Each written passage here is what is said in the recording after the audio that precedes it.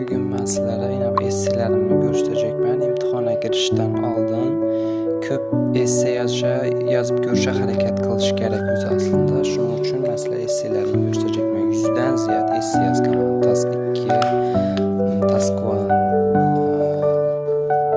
xat yazgan. Juda köp esselerim var yine.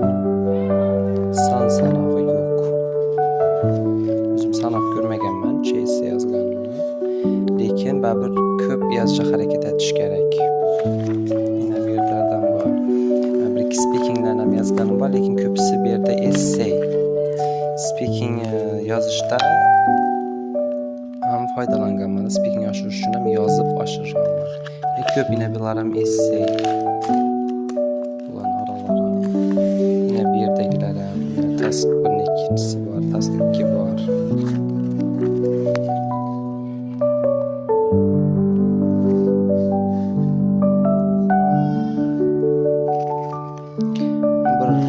Liste bir 4-5'ini sağlamam. Juda köp esse yazganman.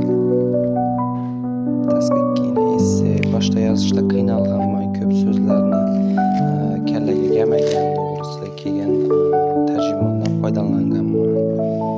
Keyin vocabulary'ni aşırış üçün hareket etganman. Shundan keyin speaking ham writing üçün ham bu yordam bergan.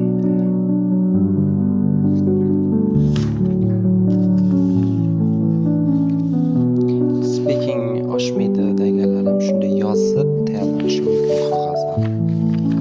Bular köpüsü essay.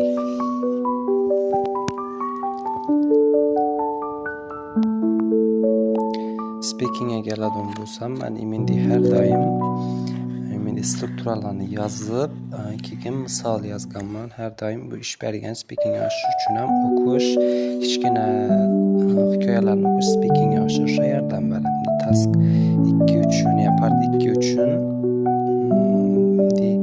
speaking yozib tayyorlanganman. Hech kim yo'qxonaga girib o'zimga o'qib berganman. Bunday daftarlarim birdan emas, yine köp speaking yazganman. Do you like to work or study degan. Shunga o'xshash mavzularda köp yozib tayyorlanganman yine.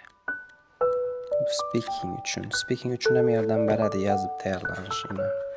Bu IELTS'da tayyorlanib boshlaganimdagilar.